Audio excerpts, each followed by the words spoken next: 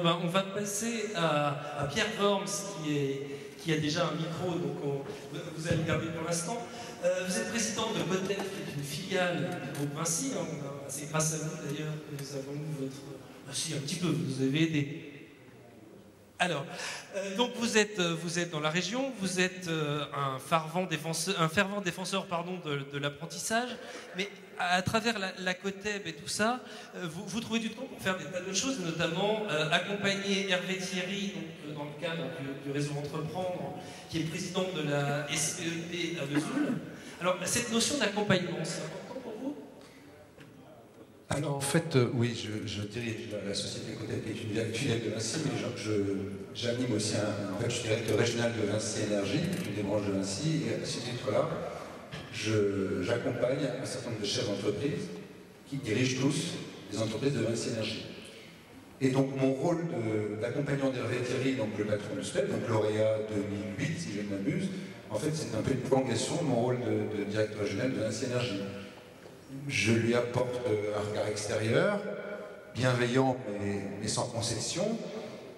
Et en retour, à chaque fois que je reviens de Vesoul où il a son entreprise, je reviens avec dans la tête ou sur le papier des idées, des réflexions qui sont aussi directement applicables à mes entreprises. C'est du gagnant-gagnant. D'accord, ça c'est la notion d'accompagnement. Alors je sais aussi que vous êtes un dirigeant engagé sociétalement. Et que tout ça, vous avez au sein du groupe Vinci, parce qu'il y a une fondation Vinci, si j'ai cru comprendre. Alors parlez-nous un tout petit peu de cette fondation Vinci et de ce qui se passe dans la région. Alors la fondation Vinci, elle s'inscrit complètement dans le projet sociétal que vous a présenté tout à l'heure Xavier Huillard. Elle a été créée en 2002. Elle a pour objectif de lutter contre toutes les formes d'exclusion, d'accompagner vers l'emploi ceux qui en sont complètement écartés, de développer la solidarité. Elle s'appuie sur des parrains, qui sont les collaborateurs de Vinci qui apportent le projet. C'est marrant, ça ressemble un petit peu au réseau Entreprendre.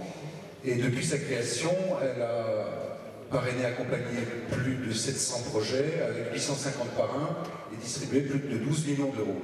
Alors pour être un peu plus concret, et pour parler en Franche-Comté, on a accompagné 2 projets en Franche-Comté en 2009.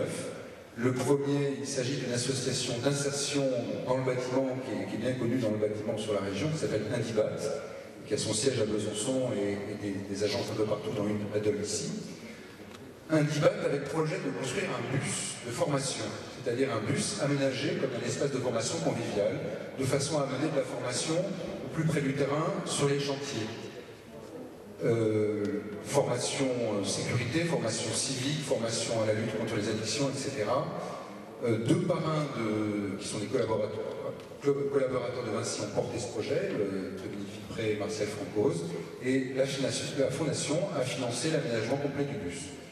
L'autre exemple en 2009 toujours, ce qui se passe dans le pays de Montbéliard, une association qui s'appelle le Jardin d'Idées, en fait produit sur 9 hectares dans la région de Montbéliard des légumes.